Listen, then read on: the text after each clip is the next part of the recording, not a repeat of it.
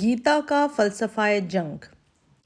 ہندو مذہب میں گیتا کو جو عظمت حاصل ہے، اس کی خاص وجہ یہ ہے کہ وہ سری کرشن جیسے ممتاز مذہبی پیشوا کی طرف منسوب ہے۔ مسٹر تلک کے بقول وہ بھاگوت دھرم کا سب سے بڑا گرنتھ ہے۔ اس میں ہندو مذہب کے فلسفہ کو جس وضاحت اور فصاحت و بلاغت کے ساتھ بیان کیا گیا ہے، اس کی مثال پورے سنسکرت لٹریچر میں نہیں ملتی۔ گو اس میں ہندو تصوف کے 20 مسائل زیر بحث آئے ہیں، لیکن اس کا اصل مرکزی نقطہ جنگ ہی ہے، کیونکہ وہ ایک پست ہمت سپاہی کو جنگ پر ابھارنے اور اس کی خون ریزی سے بیزار دل میں رزم آرائی کا شوق پیدا کرنے کے لیے لکھی گئی ہے۔ تاریخ ہند کا مشہور واقعہ ہے کہ جب ہندوستان میں قدیم آرا تہذیب پورے عروج پر تھی تو ہستنا پور کے شاہی خاندان میں دولت و اقتدار کی خواہش نے پھوٹ ڈال دی۔ کورو اور پانڈو دو مقابل فریق بن گئے اور دونوں کی تائید میں ہندوستان کے بڑے بڑے امراء و اعیان کھڑے ہو گئے۔ اول سمجھوتے کی کوششیں کی گئیں، مگر کامیابی نہ ہوئی۔ آخر دونوں نے قاضی شمشیر کو حکم بنایا اور میدان جنگ کی عدالت میں اپنی قسمت کا فیصلہ کرنے کے لیے جمع ہو گئے۔ کرشن جی اس جنگ میں پانڈوؤں کے حامی تھے۔ پانڈوؤں کا سردار ارجن ان کا چیلا تھا۔ اس کو فوج کی کامیابی کی منزل تک پہنچانے کے لیے کرشن جی نے خود اس کی رتھ کی باگیں اپنے ہاتھ میں لے رکھی تھیں۔ جب میدان کارزار میں دونوں فوجیں آمنے سامنے کھڑی ہوئیں اور ارجن نے اپنی آنکھوں سے اپنے دوستوں، عزیزوں اور بھائیوں کو آمادہ قتال دیکھا تو اس کا دل ٹوٹنے لگا۔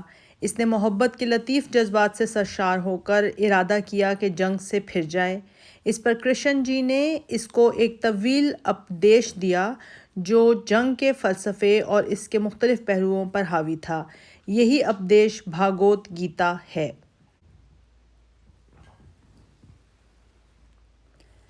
اس اپدیش کا آغاز اس طرح ہوتا ہے کہ جب ارجن کا دل اپنے عزیزوں کو دیکھ کر جنگ سے بیزار ہونے لگا تو اس نے غمزدہ ہو کر کرشن جی سے کہا، اے کرشن، جنگ کرنے کی خواہش سے جو لوگ یہاں جمع ہوئے ہیں، ان میں رشتہ داروں کو دیکھ کر میرے اعضاء بے حس و حرکت ہوتے جا رہے ہیں، منہ خشک ہو رہا ہے، جسم پر لرزہ چڑھ کر میرا رواں رواں کھڑا ہو گیا ہے، کمان میرے ہاتھ سے گری پڑی ہے۔ اے کیشو، مجھے تمام لچھن الٹے نظر آ رہے ہیں، اپنے عزیزوں کو مار کر مجھے کوئی بھلائی حاصل ہوتی نظر نہیں آتی ہے۔ کرشن، مجھے فتح کی خواہش نہیں، نہ راج چاہیے اور نہ سکھ ہے۔ گووندا، راج، بھوگ اور زندگی ہی سے ہمیں کیا لطف مل جائے گا؟ جن کے لیے راج کی، عیش و عشرت کے ساز و سامان کی اور سکھ کی خواہش کی جاتی ہے، وہی لوگ زندگی اور خوشحالی کی امید چھوڑ کر یہاں جنگ کے لیے کھڑے ہوئے ہیں۔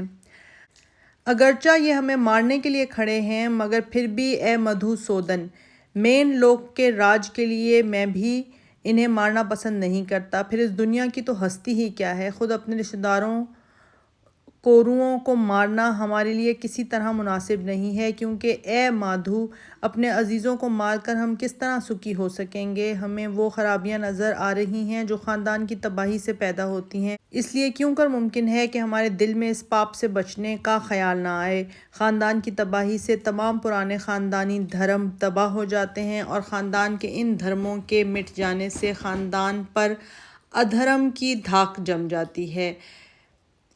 جناروں، ہم ایسا سنتے آئے ہیں کہ جن انسانوں کے خاندانی دھرم غائب ہو جاتے ہیں وہ یقینی طور پر نرک ہو جاتے ہیں۔ دیکھو تو صحیح، ہم شاہانہ عیش کے لالچ سے اپنے عزیزوں کو مارنے کھڑے ہوئے ہیں۔ یہ ہم نے بڑا پاپ کرم کرنے کی تیاری کی ہے۔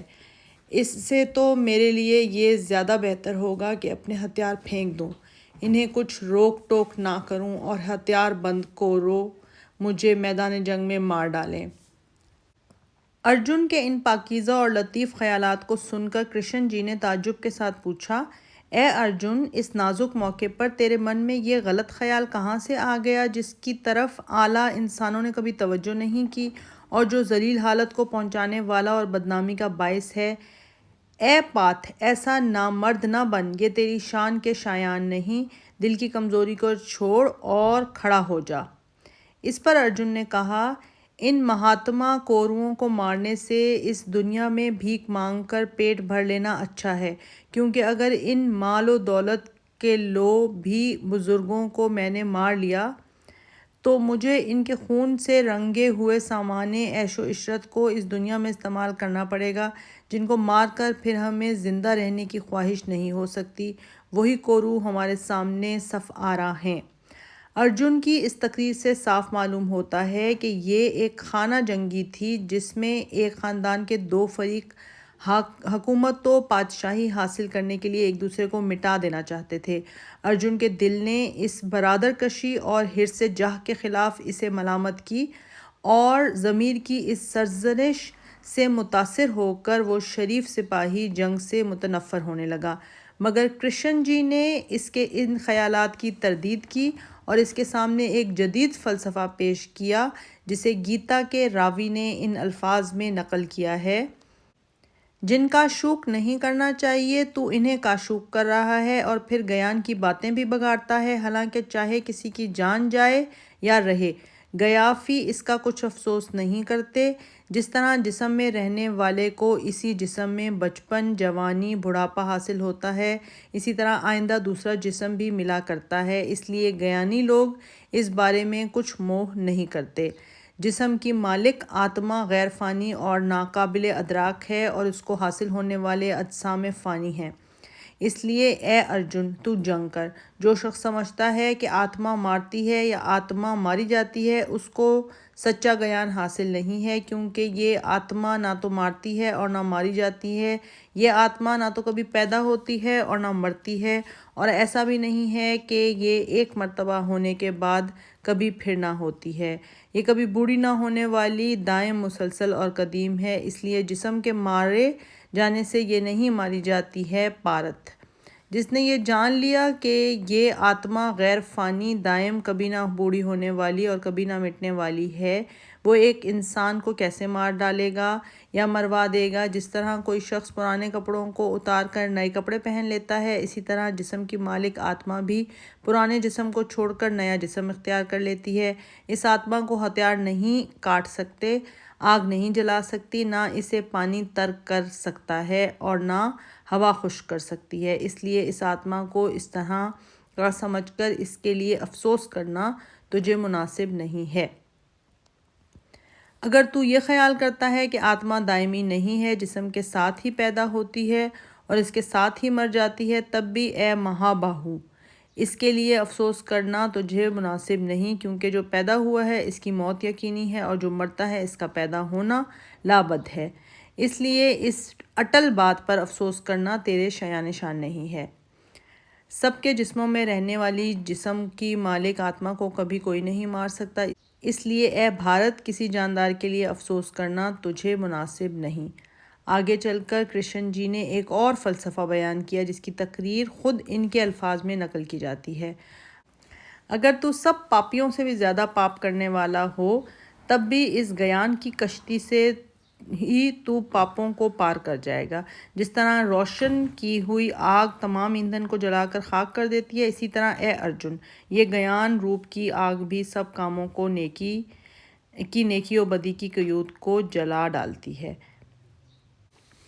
اے دھنجے، اس آتم گیانی شخص کو کرم اپنی قیود میں نہیں پھنسا سکتے جس نے کرم یوگ کے سہارے سے کرموں کی قیود کو ترک کر دیا ہے اور جس کے سب شک و شبہات گیان سے دور ہو گئے ہیں۔ اس لیے تیرے دل میں اگیان یعنی عدم عرفان سے جو شبہ پیدا ہو گیا ہے اسے تو گیان روپ کی تلوار سے کاٹ دے اور کرم یوگ کا سہارا لے کر جنگ کے لیے کھڑا ہو جا۔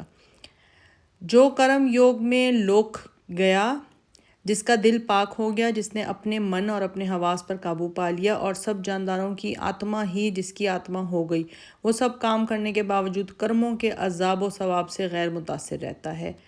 جو برہم کے ارپن کر کے اور کرم کے تعلق سے بالاتر ہو کر کام کرتا ہے، اس کو اسی طرح پاپ نہیں لگتا جس طرح کمل کے پتے کو پانی نہیں لگتا۔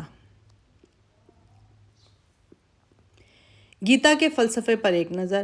کرشن جی کی اس تعلیم کا ماحصل صاف الفاظ میں یہ ہے: نمبر 1، چونکہ عقیدہ تناسخ کی روح سے انسان ایک دفعہ مر کر پھر دوسرے جنم میں آ جاتا ہے، اس لیے اسے قتل کر دینا کوئی بری بات نہیں ہے۔ مرنے کے بعد وہ پھر جنم لے لے گا اور اس کی غیر فانی روح پر قتل کا کوئی اثر نہ ہوگا۔ نمبر 2، روح کے لیے جسم کی حیثیت وہی ہے جو جسم کے لیے کپڑوں کی ہے، لہٰذا کسی کے جسم و روح کا تعلق کاٹ دینا ایسا ہی ہے جسے کسی کے پرانے کپڑے پھاڑ دینا۔ اس فعل کو قتل سے اور اس کے نتیجے کو موت سے تعبیر کرنا، پھر اسے گناہ اور جرم سمجھنا اور اس پر رنج کرنا محض جہالت ہے۔ علم و عرفان کی نگاہ میں تو جو شخص کسی انسان کو بظاہر قتل کرتا ہے وہ دراصل اسے قتل نہیں کرتا بلکہ صرف اس کی روح پر سے جسم کا لبادہ اتار دیتا ہے، اور یہ کوئی افسوس کی بات نہیں ہے۔ افسوس کی بات تو اس وقت ہوتی جب قتل سے روح پر بھی موت واقع ہوتی۔ نمبر 3، جو چیز حادث سے ہے اس کا فنا ہو جانا یقینی ہے، پھر جب انسان کو ایک دن مرنا ہی ہے تو اسے مار ڈالنے میں کیا برائی ہے؟ جو اٹل بات ہے وہ ہو کر رہے گی، خواہ ہمارے ہاتھ سے ہو یا قدرت کے ہاتھ سے۔ کل قدرت تو اسے مارنے والی ہے، پھر آج ہم نے اسے مار ڈالا تو آخر کیا مذائقہ؟ نمبر 4، جس شخص کو گیان حاصل ہو اس کے لیے نیکی اور بدی کی کوئی قید باقی نہیں رہتی، اس کے لیے تمام اعمال مباح ہو جاتے ہیں۔ اعمال میں نیک و بد کا امتیاز صرف ان لوگوں کے لیے ہے جو گیانی نہیں ہیں، پس گیان حاصل کر لو، پھر کوئی برتر سے برتر فعل بھی تمہارے لیے گناہ نہیں ہے۔ اس تعلیم کا قدرتی نتیجہ یہ ہونا چاہیے کہ انسان کے دل میں انسانی جان کی کوئی قدر و قیمت ہی باقی نہ رہے۔ جس کا جی چاہے اپنے دوسرے بھائی کے جسم کو پرانا کپڑا سمجھ کر پھاڑ دے، اور جب باز پرس ہو تو جسم کی فنا پذیری اور روح کی دائمی زندگی کا فلسفہ پیش کر کے قتل کی ذمہ داری سے بری ہو جائے۔ پھر جو شخص گیانی ہونے کا مدعی ہو اس کے لیے تو قتل کیا مانی، کوئی جرم جرم اور کوئی گناہ گناہ ہی نہیں رہتا۔ وہ آزادی کے ساتھ ہر قسم کے جرائم کا ارتکاب کر کے بھی بے جرم و بے قصور رہ جاتا ہے۔ ایک طرف گیتا نے اس قدر آزادی کے ساتھ جنگ کی تلقین کی ہے، دوسری طرف ہم دیکھتے ہیں کہ اپنے پورے 18 ابواب میں ایک جگہ بھی اس نے یہ نہیں بتایا کہ جس خون ریزی پر وہ اس طرح انسان کو اکسا رہی ہے اس کا مقصد کیا ہے اور کن اغراض کے لیے وہ بنی نوع انسان کا خون بہانا یا ارواح و اجساد کے تعلق کو قطع کرنا جائز سمجھتی ہے۔ جنگ کے مسئلے میں مقصد جنگ کا سوال در حقیقت ایک بنیادی سوال ہے، کیونکہ اس خطرناک کام کو اگر کوئی چیز مقدس بنا سکتی ہے تو وہ صرف مقصد کی پاکی و طہارت ہی ہے، ورنہ ناجائز مقاصد کے لیے تو خواہ کتنی ہی شرافت کے ساتھ جنگ کی جائے بہرحال وہ ناجائز ہوگی اور قانون اخلاق کی نظر میں درندگی اور بہیمیت کے سوا کچھ نہ ہوگی۔ لیکن گیتا نے اس بنیادی سوال کو صاف نظر انداز کر دیا ہے اور اس باب میں انسان کی رہنمائی کرنے کا کوئی اہتمام نہیں کیا۔ تاہم بعض اشلوکوں کے انداز بیان سے کسی حد تک اندازہ کیا جا سکتا ہے کہ مقصد جنگ کے بارے میں گیتا کا نقطہ نظر کیا ہے۔ ایک جگہ کرشن جی فرماتے ہیں، اے ارجن، یہ جنگ ایک سوگ کا دروازہ ہے جو تیرے لیے خود بخود کھل گیا ہے۔ ایسا موقع خوش قسمت کشتیوں میں ہی کو ملا کرتا ہے، لہٰذا اگر تو اپنے دھرم کی پیروی میں یہ جنگ نہ کرے گا تو اپنے دھرم اور شہرت کو برباد کر کے پاپ جمع کرے گا، بلکہ سب لوگ تیری کبھی نہ ختم ہونے والی مذمت کے گیت گاتے رہیں گے۔ یہ مذمت و بدنامی انسان کے لیے موت سے بدتر ہے۔ سب مہارتھی یہ سمجھیں گے کہ تو خوفزدہ ہو کر میدان جنگ سے بھاگ گیا ہے۔ جن کی نظروں میں آج تو نہایت تعظیم کے قابل بنا ہوا ہے وہ تجھے ناقابل تعظیم سمجھنے لگیں گے۔ اس طرح تیرے زور و طاقت کی مذمت کر کے تیرے بدخواہ اور دشمن ایسی بہت سی باتیں کہیں گے جو نہ کہی جانی چاہیے۔ پھر اس سے بڑھ کر دکھ کی بات اور کیا ہوگی؟ اگر تو مر گیا تو سورگ کو جائے گا اور اگر فتح یاب ہوا تو دنیا کے راج کو بھولے گا۔ اس لیے جنگ کرنے کا مستقل ارادہ کر کے اٹھ جا۔ علاوہ مری اگر تو اپنے دھرم کی طرف بھی دیکھے تو اس وقت ہمت ہارنا تجھے مناسب نہیں ہے، کیونکہ دھرم کی روح سے حق بجانب جنگ سے بڑھ کر اور کوئی بات کشتری کے لیے بھلائی کی نہیں ہو سکتی۔ میں لوگوں کا خاتمہ کرنے والا اور بڑھا ہوا کال ہوں، یہاں لوگوں کا ناش کرنے آیا ہوں۔ تو اگر نہ ہو تب بھی فوجوں کی صفوں میں یہ جتنے جنگ آزما کھڑے ہیں سب تباہ ہونے والے ہیں، اس لیے تو اٹھ، نیک نامی حاصل کر اور دشمنوں کو مغلوب کر کے وسیع سلطنت کا لطف اٹھا۔ میں نے انہیں پہلے ہی مار دیا ہے۔ یہ خیالات ان عام خیالات سے کچھ بھی مختلف نہیں ہیں جو جنگ کے موقع پر ہمیشہ سپاہیوں کو لڑنے کی ترغیب دینے کے لیے استعمال کیے جاتے ہیں۔ نہ یہ مقاصد جنگ ان مقاصد سے کچھ بلند ہیں جن کے لیے اہل دنیا اپنے ابنائے نو کا خون بہایا کرتے ہیں۔ وہی مال و زر کی خواہش، وہی شہرت و ناموری کا شوق، وہی حکومت و سلطنت کی طلب، وہی شکست و ذلت اور بدنامی کا خوف یہاں بھی جنگ کی تحریک کر رہا ہے، جو عام دنیا پرست لوگوں میں جنگ کا جوش اور قتل و غارت گری کی خواہش پیدا کرتا ہے۔ اس میں کوئی بلند پایہ تعلیم نہیں ہے، کوئی اعلیٰ اخلاقی ہدایت نہیں ہے، کوئی بہتر نصب العین نہیں ہے۔ حیوانی خواہشات و جذبات سے بلند تر کسی جذبہ و خواہش کی طرف انسان کی رہنمائی نہیں کی گئی ہے۔ منو کے احکام جنگ۔ منو کی دھرم شاستر ہندوؤں کے مذہبی قوانین کا بہترین مجموعہ ہے اور تقریباً 1400 برس سے اس کے احکام ہندو قوموں اور سلطنتوں میں معمول بہ ہیں۔ اس کے مصنف کی شخصیت بڑی حد تک تاریکی میں ہے۔ اس کی تصنیف کا زمانہ بھی متعین نہیں ہے، مگر یہ حقیقت مسلم ہے کہ وہ آریہ قوم کے اس عہد کی تصنیف ہے جب ان کا نظام تمدن زیادہ ترقی کر چکا تھا اور سلطنتوں کے معاملات کی تنظیم کے لیے باقاعدہ مرتب کیے ہوئے دساتیر عمل کی ضرورت پیدا ہو گئی تھی۔ اس مقصد کے لیے منو کے علاوہ اور بھی بہت سی شاستریں اور سمرتیاں لکھی گئی ہیں، مگر ان سب پر منو کو ترجیح حاصل ہے، کیونکہ دوسری کتابیں یا تو منو کی خوشہ چی ہیں یا اس سے نقیض واقعہ ہونے کی صورت میں ہندو علماء نے ان کو رد کر دیا ہے۔ مذہبی کتابوں میں عام طور پر یہ خیال ظاہر کیا جاتا ہے کہ جو کچھ منو کہتا ہے وہی صحیح ہے اور جو سمرتی منو کے خلاف ہے وہ معتبر نہیں ہے۔ پس ہندو مذہب کے قوانین معلوم کرنے کے لیے ہمارے پاس اس سے بہتر اور کوئی ذریعہ نہیں ہے کہ یہ مجموعہ ایک ایسے زمانے میں مرتب ہوا ہے جبکہ ہندوستان میں آریہ قوم کی باقاعدہ سلطنتیں قائم ہو چکی تھیں اور تہذیب و تمدن کی ترقی نے اس کو اپنے معاملات کے اجراء میں ایک مخصوص ضابطے کی پابندی کرنا سکھا دیا ہے۔ اس لیے ہم کو اس میں جنگ کے تمام ضروری پہلوؤں کے متعلق احکام و قوانین ملتے ہیں۔ جنگ کا مقصد۔ سب سے پہلا سوال مقصد جنگ کا ہے۔ منو نے اس پر بہت کچھ تفصیل کے ساتھ بحث کی ہے، تاہم حسب ذیل تصریحات سے صاف معلوم ہوتا ہے کہ وہ کن مقاصد کے لیے جنگ کو جائز رکھتا ہے۔ روئے زمین کے جو حکمران ایک دوسرے کو نیچا دکھانے یا قتل کرنے کی خواہش سے اپنے تمام قوت کے ساتھ جنگ کرتے ہیں اور کبھی منہ نہیں موڑتے، وہ مرنے کے بعد سیدھے بہشت کی طرف جاتے ہیں۔ جس راجا کی فوجیں ہر وقت جنگ کے لیے تیار رہتی ہیں، اس سے تمام دنیا خوف زدہ و مرعوب رہتی ہے۔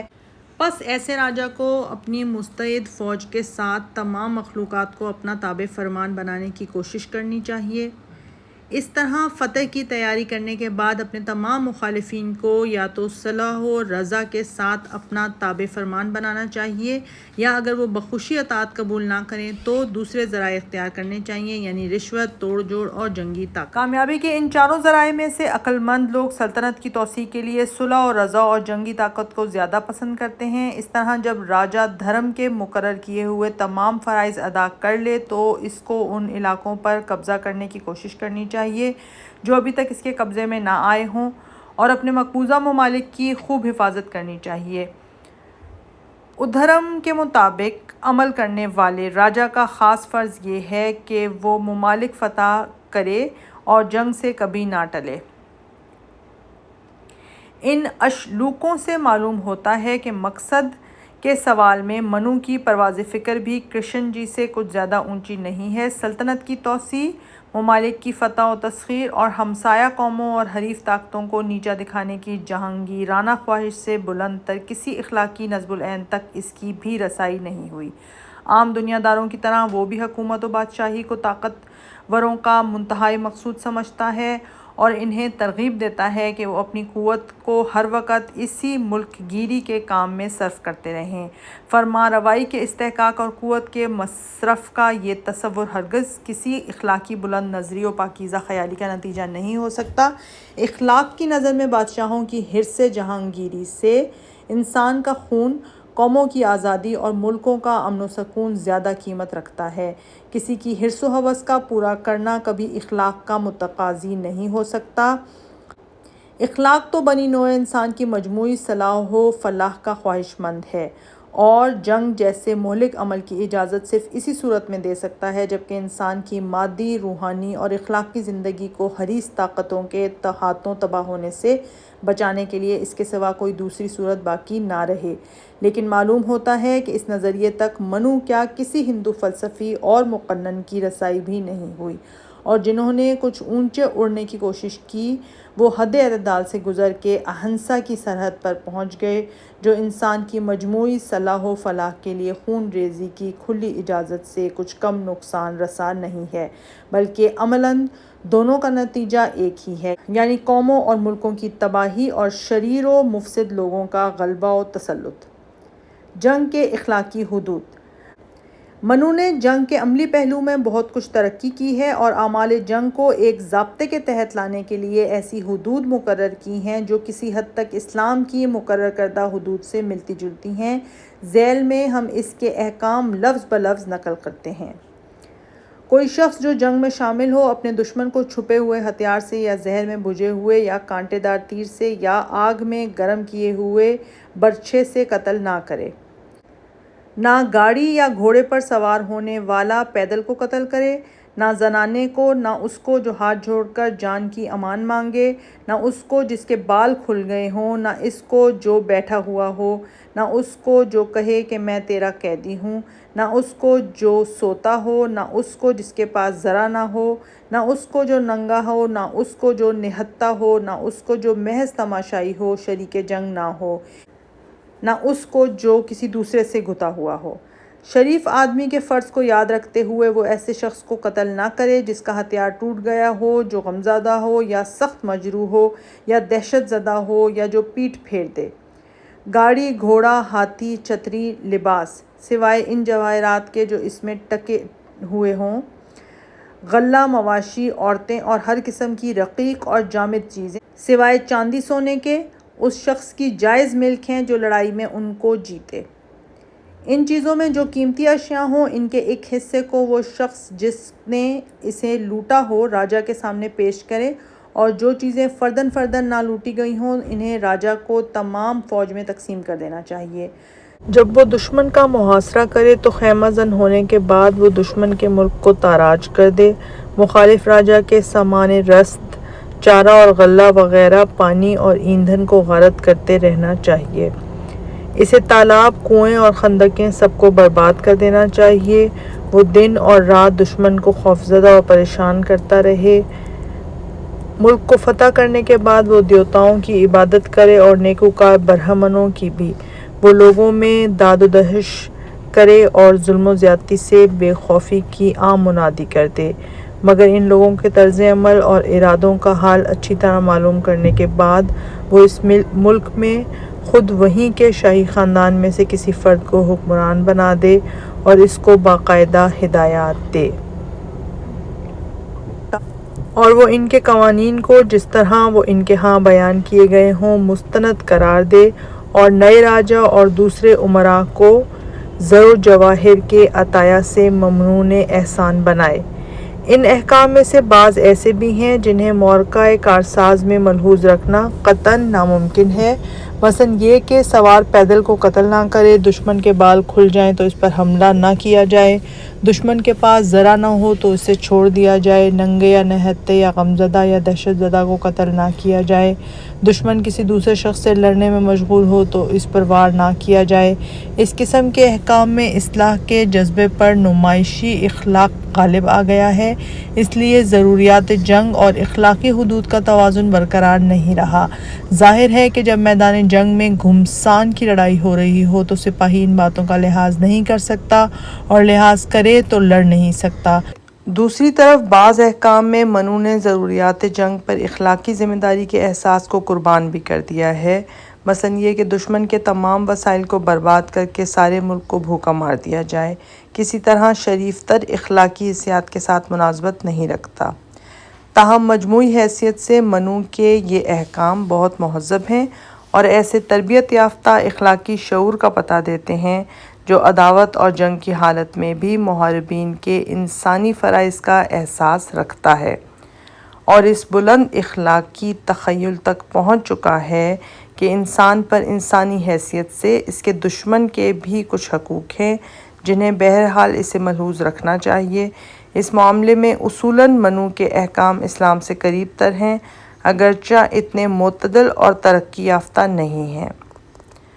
مفتوح قوموں کے ساتھ برتاؤ۔ اوپر بیان کیا جا چکا ہے کہ منو کا قانون اس عہد میں مدون ہوا تھا جب غیر آریہ اقوام کی سیاسی قوت فنا ہو چکی تھی اور ہندوستان میں ان کی ایک بھی حکومت باقی نہ رہی تھی جس سے آریوں کی جنگ ہوتی۔ اس لیے منو کی دھرم شاستر میں ایسے قوانین کی تلاش فضول ہے جو آریہ اور غیر آریہ اقوام کی جنگ کے لیے مقرر کیے گئے ہوں۔ اس زمانے میں وہ تمام غیر آریہ قومیں جو ویدوں میں داس، ویسو، راکشس اور استر وغیرہ ناموں سے یاد کی گئی ہیں، یا تو آبادیوں کو چھوڑ کر پہاڑوں میں پناہ گزین ہو چکی تھیں یا مغلوب و مفتوح ہو کر ملک کی آبادی کا جز بن چکی تھیں اور مجموعی طور پر ان کا نام شودر رکھ دیا گیا تھا۔ پس منو سے ہم کو جو کچھ معلوم ہو سکتا ہے وہ صرف یہ ہے کہ ہندو قانون ہندوؤں کی باہمی جنگ میں فاتح ہندو کو مفتوح ہندو کے ساتھ کیا سلوک کرنے کی ہدایت کرتا ہے۔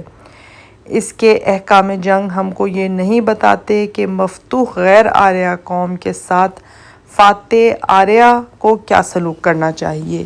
اس چیز کے معلوم کرنے کے لیے ہمیں شودروں کے متعلق منو کے احکام پر نظر ڈالنی چاہیے۔ نمبر 1، منو شودروں کو فطرتاً ذلیل قرار دیتا ہے۔ وہ اعمال کی بنا پر نہیں بلکہ پیدائش کی بنا پر ان کو سب سے ادنیٰ مخلوق سمجھتا ہے۔ برہما نے اپنے منہ سے برہمن کو، ہاتھ سے کشتری کو، ران سے دیش کو اور پاؤں سے شودر کو پیدا کیا۔ برہمن کے نام کا پہلا حصہ تقدس کو ظاہر کرتا ہو، کشتری کی طاقت کو، دیش کا دولت کو اور شودر کا ذلت کو۔ برہمن کے نام کا دوسرا حصہ خوشحالی کو ظاہر کرے، کشتری کا تحفظ کو، دیش کا دولت کو اور شودر کا غلامی و خدمت گاری کو۔ دویج ذاتیں صرف 3 ہیں، برہمن، کشتری اور دیش۔ چوتھی شودر کی ذات کا صرف ایک جنم ہے۔ ہاتھی، گھوڑے، شودر، قابل نفرت ملچ لوگ، شیر، تیندوے اور سور تناسخ کے وہ ادنیٰ مدارج ہیں جو تاریکی سے حاصل ہوتے ہیں۔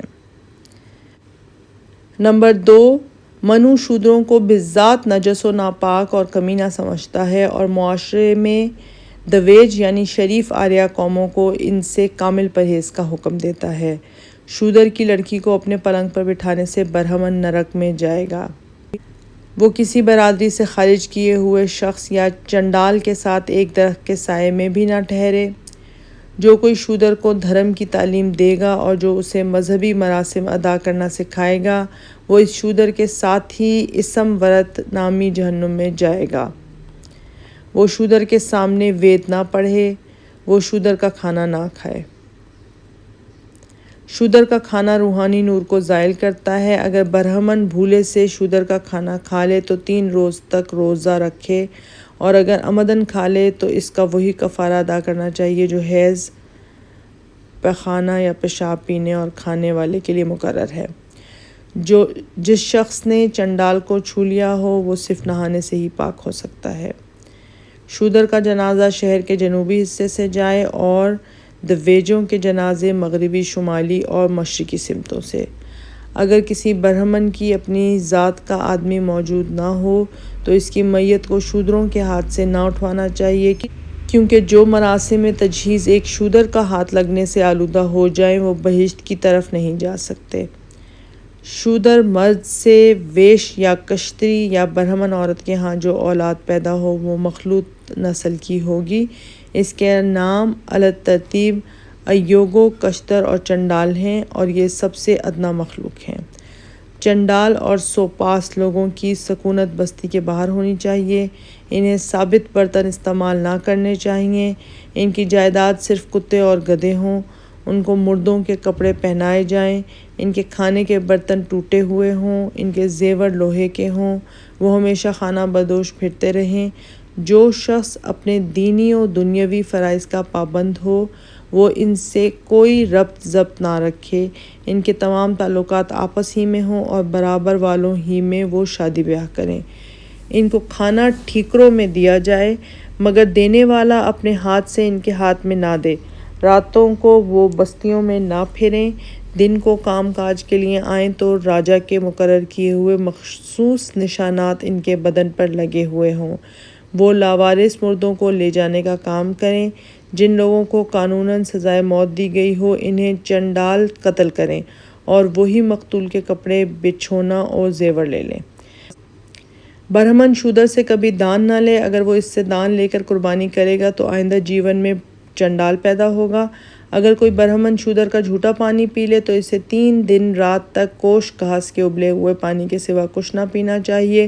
اگر کوئی برہمن شودر کا جھوٹا کھانا کھا لے تو وہ 7 دن تک آش جو کے سوا کچھ نہ کھائے پیے۔ نمبر 3، منو شودروں کو دویجوں کی غلامی پر مجبور کرتا ہے۔ اس کے نزدیک شودر کا پیدائشی اور فطری وظیفہ ہی یہ ہے کہ وہ دویجوں کی خدمت کرے۔ قادر مطلق نے شودر کے لیے صرف ایک فرض رکھا ہے اور وہ یہ ہے کہ وہ بیچوں چرا ان تینوں یعنی برہمن، کشتری اور ویش کی خدمات کرتا رہے۔ برہمن کی خدمت میں لگا رہنا شودر کا سب سے بہتر کام ہے۔ اس کے سوا جو کام وہ کرے گا وہ اسے کچھ فائدہ نہ دے سکے گا۔ راجا شودر ذات کے ہر آدمی کو دویجوں کی خدمت کا حکم دے۔ شودر ذات کا ہر آدمی خواہ خرید ہو یا نہ خریدا اسے برہمن اپنی خدمت پر مجبور کر سکتا ہے کیونکہ اس کو واجب الوجود نے برہمن کی غلامی ہی کے لیے پیدا کیا ہے۔ شودر کو اگر اس کا آقا آزاد کر دے تب بھی وہ آزاد نہیں ہو سکتا کیونکہ جو حالت اس کی فطرت میں ودیعت کی گئی ہے اس سے کون اس کو نکال سکتا ہے۔ نمبر 4، منو شودر کو اس کی اپنی کمائی ہوئی دولت و جائیداد پر بھی حقوق ملکیت دینے سے انکار کرتا ہے۔ ایک برہمن بلا تعامل اپنے شودر غلام کا مال لے سکتا ہے کیونکہ کوئی مال بھی شودر کی ذاتی ملک نہیں ہے، وہ ایسی ہستی ہے جس کی جائیداد اس کا آقا لے سکتا ہے۔ شودر اگر مال و دولت حاصل کرنے کی قوت رکھتا ہو تب بھی اسے حاصل نہ کرنا چاہیے کیونکہ جو غلام دولت جمع کر لیتا ہے وہ برہمن کو اذیت دیتا ہے۔ نمبر 5، قانون وراثت میں بھی منو نے دویجوں اور شودروں کے درمیان امتیاز رکھا ہے۔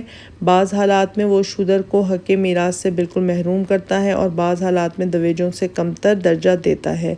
اگر برہمن کی 4 بیویاں چاروں ذاتوں کی ہوں اور چاروں سے اس کے ہاں بیٹے پیدا ہوں تو ان کے درمیان تقسیم اس طرح ہوگی: کاشتکار، ملازم، سانڈ سواری کے گھوڑے، گاڑیاں، زیورات اور مکان برہمی کے لڑکے کو ملیں گی، اور ان چیزوں کو الگ کرنے کے بعد جو املاک بچیں گی ان میں بھی ان کی اعلیٰ ذات کے لحاظ سے اس کا حصہ خاص طور پر زیادہ ہوگا۔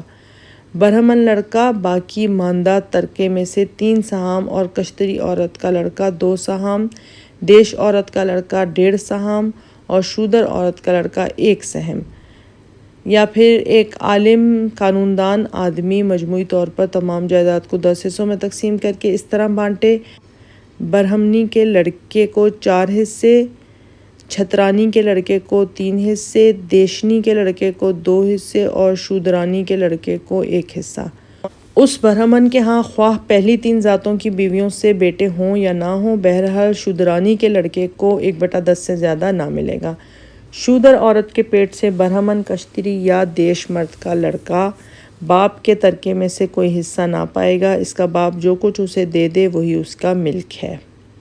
دویج ذات کے مردوں کی جو اولاد خود اپنی ذات کی عورت سے پیدا ہوئی ہو وہ باہم ترکے کی مساویانہ تقسیم کرے۔ نمبر 6، فوجداری قوانین میں منو نے شودروں کے ساتھ انتہائی سختی برتی ہے۔ وہ ان کی جان اور عزت کے قانون کی پناہ دینے سے حد درجہ بخل سے کام لیتا ہے اور اس کے مقابلے میں دویجوں کے حقوق کے تعین اور تحفظ میں اتنی فیاضی برتتا ہے کہ شودروں کی آئینی حیثیت بالکل 0 کے برابر رہ جاتی ہے۔ ایک شودر اگر دویج کی شان میں گستاخی کرے تو اس کی زبان کاٹ دی جائے کیونکہ وہ برہما کے حصہ اسفل سے پیدا ہوا ہے۔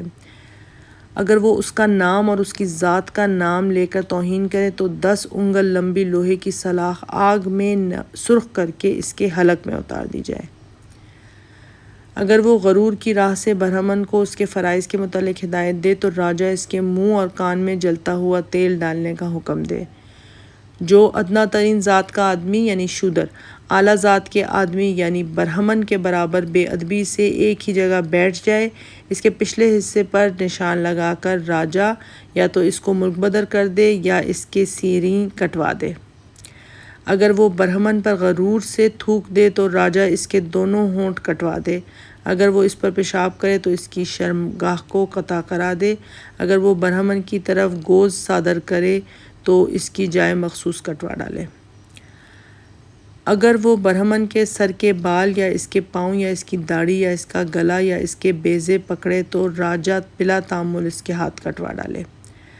اگر ایک شودر کسی دویج عورت سے زنا کرے تو اس عورت کے غیر شادی شدہ ہونے کی صورت میں اس کا وہ عضو کاٹا جائے گا جس سے اس نے ارتکاب جرم کیا ہے اور اس کی تمام جائیداد ضبط کی جائے گی، اور اگر وہ عورت شادی شدہ ہو تو وہ اپنی ہر چیز حتیٰ کہ جان سے بھی محروم کر دیا جائے گا۔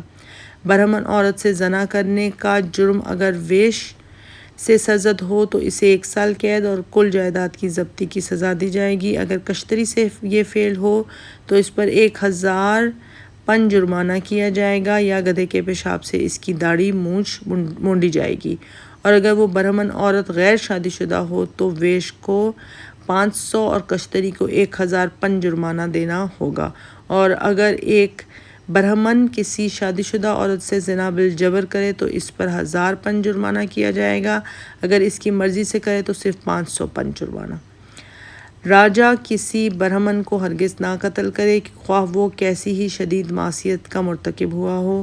وہ برہمن مجرم کو اس کی ذات و جائیداد سے ادنا تعرض کیے بغیر صرف جلا وطن کر سکتا ہے۔ روئے زمین پر برہمن کے قتل سے زیادہ عظیم گناہ اور کوئی نہیں ہے، اس لیے بادشاہ اپنے دل میں اس حرکت کا خیال بھی نہ لائے۔ نیچ ذات کا آدمی اگر ارادتاً برہمن کے دکھ پہنچائے تو راجہ اس کو مختلف قسم کی عبرتناک جسمانی سزائیں دے۔ ایک کشتری کا قتل کرنے کا کفارہ اس سے 1/4 ہے جو برہمن کو قتل کرنے والے کے لیے مقرر ہے۔ ویش کو قتل کرنے کا کفارہ اس کا 8واں حصہ ہے، اور شودر اگر نیکوکار ہو تو اس کو قتل کرنے کا کفارہ اس سے 16واں حصہ ہے۔ اگر برہمن کسی کشتری کو بلا ارادہ قتل کرے تو وہ اپنے آپ کو گناہ سے پاک کرنے کے لیے 1 سانڈ یا 1000 گائیں دان دے یا 3 سال تک نفس کش ریاضتیں کرے، اور اگر وہ بلا ارادہ کسی نیکوکار ویش کو قتل کرے تو 1 سال نفس کش ریاضت کرے یا 100 گائیں اور 1 سانڈ دان دے، اور اگر شودر کو بلا ارادہ قتل کرے تو یہی ریاضت صرف 6 مہینے تک کرے اور 10 سفید گائیں اور 1 سانڈ برہموں کو دان دے۔ اگر برہمن کسی بلی یا نیولے یا چوہے یا مینڈک یا کتے یا چھپکلی یا الو یا کوے کو مار ڈالے تو اس کا وہی کفارہ ہے جو شودر کے مارنے پر مقرر کیا گیا ہے۔ یہ احکام اپنی تفسیر و تشریح آپ کر رہے ہیں۔ ہندو قانون مفتوح قوموں کو جس ذلت کی نظر سے دیکھتا ہے اور سوسائٹی میں ان کو جو ادنا درجہ دیتا ہے، اس کی کیفیت ان احکام سے صاف ظاہر ہے۔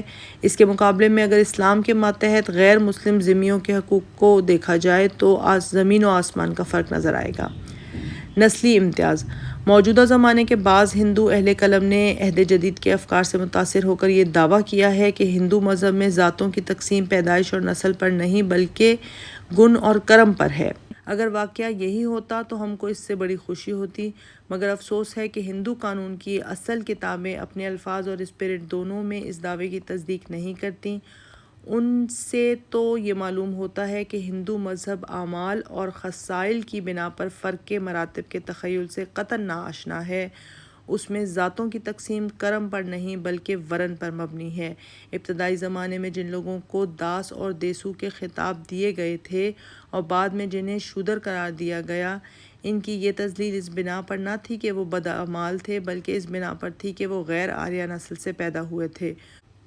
اوپر قانون وراثت، قانون تعزیرات اور قوانین معاشرت کے جو احکام نقل کیے گئے ہیں، ان پر ایک سرسری نظر ڈال لینے ہی سے یہ حقیقت روشن ہو جائے گی۔ ان میں آپ دیکھیں گے کہ نیکوکار شودر کو بھی وہ حقوق نہیں دیے گئے جو بدکار اور شدید جرائم پر ارتکاب کرنے والے برہمن کو حاصل ہیں۔ برہمن کا لڑکا اگر شودرانی کے پیٹ سے پیدا ہو تو نیکوکار ہونے کے باوجود اس کی خود اپنے اس بھائی کے برابر حقوق نہیں دیے جاتے جو باپ کی برہمن بیوی سے پیدا ہوا ہے۔ شودر مرد کی اولاد اگر برہمن عورت کے پیٹ سے پیدا تو محض یہ پیدائش ہی اس کو چنڈال بنا دے گی اور اس کو وہ ذلیل زندگی بسر کرنی ہوگی جو منو نے چنڈالوں کے لیے مخصوص کر دی ہے۔ یہ کس لیے؟ کیا یہ کرم کا پھل ہے؟ کیا شودر کے ہاں پیدا ہونا بھی کوئی بدعملی اور برہمن کے ہاں پیدا ہونا کوئی نیکوکاری ہے؟ اگر ایسا نہیں ہے تو ہم سوائے اس کے اور کیا کہہ سکتے ہیں کہ یہ نیکی اور بدی کا نہیں، نسل اور قومیت کا امتیاز ہے۔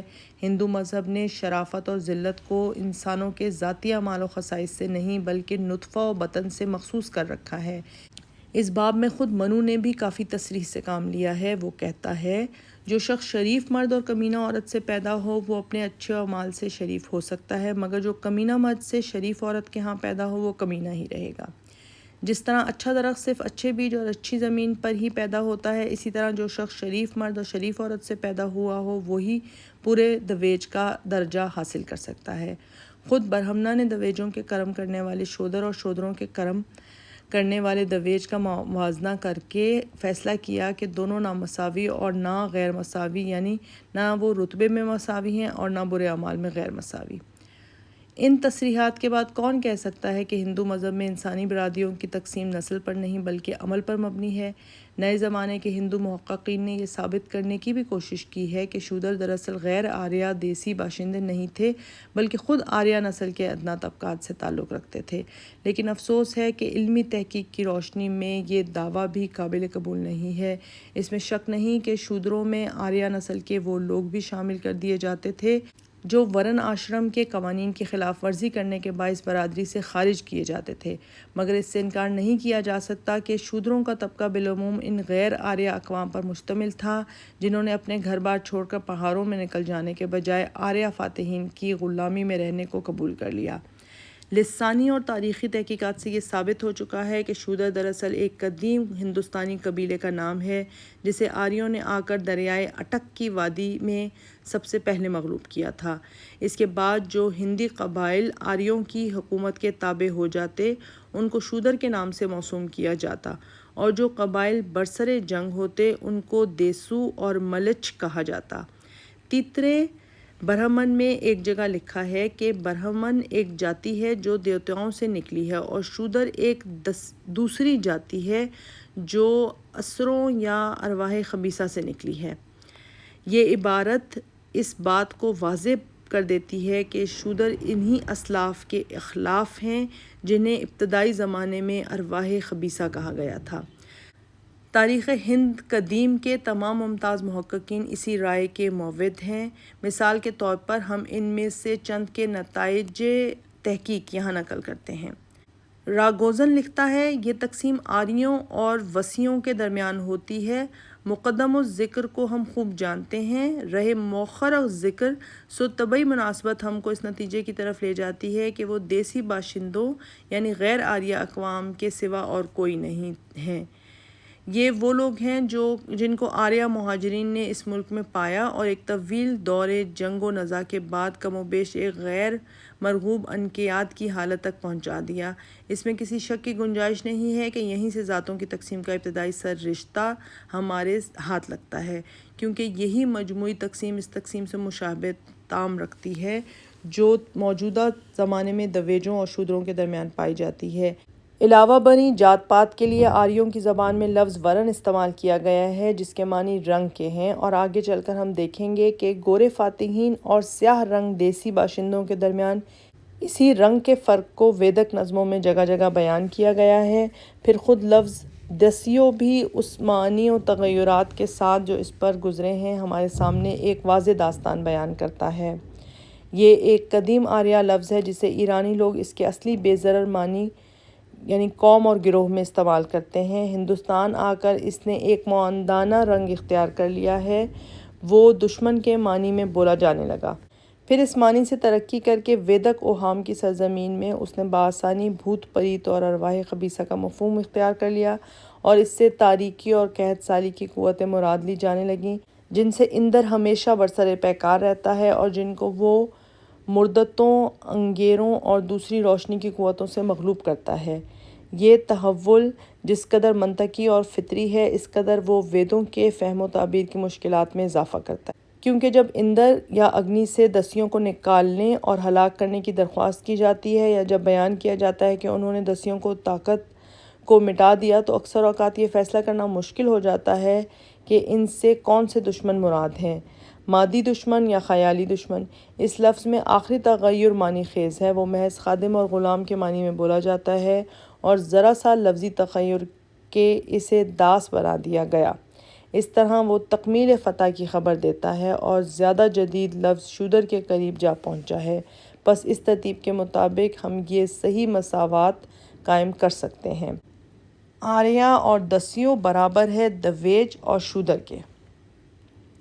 اگر اس امر کا کوئی مزید ثبوت کہ شودر جاتی کو فتح کے ذریعے سے خادم طبقہ بنا لیا گیا درکار ہو، تو ہم کو منو کے مجموعہ قوانین میں ملتا ہے، جس میں دویج کے لیے ایک شودر کی مائیت ہر حال میں ممنوع قرار دی گئی ہے، خواہ وہ شودر راجہ ہی کیوں نہ ہو۔ اب ایک شودر راجہ اس کے سوا اور کیا ہو سکتا ہے کہ اس سے ایک دیسی حکمران مراد ہو۔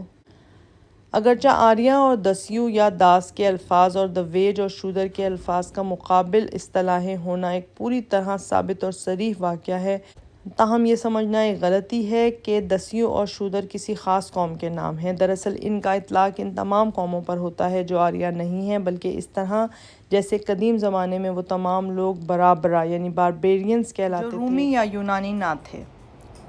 پروفیسر ریپسن لکھتا ہے، رگ وید کے شعراء ان محدود معنوں میں جات پات سے واقف نہ تھے جو اس لفظ نے بعد میں حاصل کر لیے، مگر وہ اتنا جانتے تھے کہ آدمیوں کے مختلف طبقات میں مذہبی طبقہ یا برہمن، اشراف یعنی راجنیہ یا کشتری، زمین جوتنے والے یعنی وش یا ویشیا، اور خدمت پیشہ طبقات یعنی شودر، پہلے تین طبقات اور چوتھے طبقہ کے درمیان ایک وسیع خلیج حائل ہے۔ مقدم الذکر آریہ لوگ ہیں اور مؤخر الذکر محکوم دسیوں۔ ان کے درمیان فرق رنگ یعنی ورن کا ہے۔ آریہ مجموعی حیثیت سے گورے رنگ کے لوگ سمجھے جاتے ہیں اور دسیوں کالے رنگ کے لوگ۔ ڈاکٹر بریڈل کیتھ لکھتا ہے، آریوں اور داسوں میں بڑا اور اہم فرق رنگ کا ہے۔ آریہ ورن اور کالے رنگ کا امتیاز بلا شک و شبہ ہندوستان کے ورم آشرم یعنی کاسٹ سسٹم کے اہم ترین ماخذ میں سے ایک ہے۔ کالے چمڑے کو مغلوب کرنا دراصل ویدک ہندو کے نہایت اہم اعمال میں سے ہے۔ اگرچہ رگ وید میں زیادہ تر داسوں کے خلاف جنگ و پیکار اور ان سے نئی نئی زمینیں چھیننے کے لیے دریاؤں کے عبور کرنے کا تذکرہ آتا ہے، لیکن یہ بات واضح ہے کہ آریوں نے اصل باشندوں کو بالکل تہس نہس کرنے کی کوشش نہیں کی۔ بے شک بہت سے قدیم باشندے آریوں کے حملوں سے بھاگ کر شمال و جنوب کے پہاڑوں میں پناہ گزین ہو گئے، مگر دوسرے لوگ جو باقی بچ رہے غلام بنا لیے گئے۔ پروفیسر ہاپکنز لکھتا ہے، غلام شودر اور نیچے طبقے کے لوگ اجتماعی امارت کے اجزاء تسلیم کیے گئے ہیں۔ خود یہ نام ہی بتاتا ہے کہ شودر دراصل مفتوح قوم کے لوگ تھے۔ جس طرح ایتھنز میں لفظ قارین غلام کا مترادف ہو گیا تھا، اس طرح شودر بھی غلام کا ہم معنی ہو گیا ہے۔ تاہم شودر پاریہ یعنی انسانی جماعت سے خارج نہیں تھے، بلکہ گھریلو زندگی میں شامل کر لیے گئے تھے اور بعض خانگی رسموں میں حصہ لیتے تھے۔ آگے چل کر یہی مصنف لکھتا ہے، گوتھم نے ایک آریہ عورت سے ایک شودر کے ناجائز تعلقات پیدا کرنے کے متعلق جو قوانین بیان کیے ہیں، ان کو جب اپتمس دھرم شاستر سے مقابلہ کر کے دیکھا جائے تو قطعی طور پر ثابت ہو جاتا ہے کہ آریہ نسلاً برتر ہے اور سیاہ رنگ لوگوں سے ممتاز ہے۔ مسٹر کتیکر نے اپنی کتاب ہندوستان میں ذاتوں کی تقسیم کی تاریخ میں یہ رائے ظاہر کرنے میں بے احتیاطی سے کام لیا ہے کہ آریوں اور دراوڑوں کے درمیان کوئی نسلی امتیاز محسوس نہیں ہوتا تھا۔ یہ سچ ہے کہ جو لوگ جات برادری سے خارج کر دیے جاتے وہ پھر آریہ نہیں کہلاتے، مگر کوئی شودر کبھی آریہ نہیں سمجھا گیا۔ آریہ قوم نے رگ وید کے زمانے سے لے کر بعد تک ہمیشہ نسلی امتیاز ظاہر کیا ہے۔ ان شہادتوں کے مطالعے سے یہ بات صاف ہو جاتی ہے کہ ہندو قانون میں جن لوگوں کو شودر قرار دیا گیا ہے وہ دراصل غیر آریہ مفتوح اقوام ہیں، لہٰذا ان کے لیے جو قوانین ہندو دھرم شاستروں میں بیان کیے گئے ہیں وہ ان قوموں کے ساتھ ہندو دھرم کے برتاؤ کو ظاہر کرتے ہیں جو مفتوح و مغلوب ہو کر اس کی حکومت کے تابع ہو جائیں۔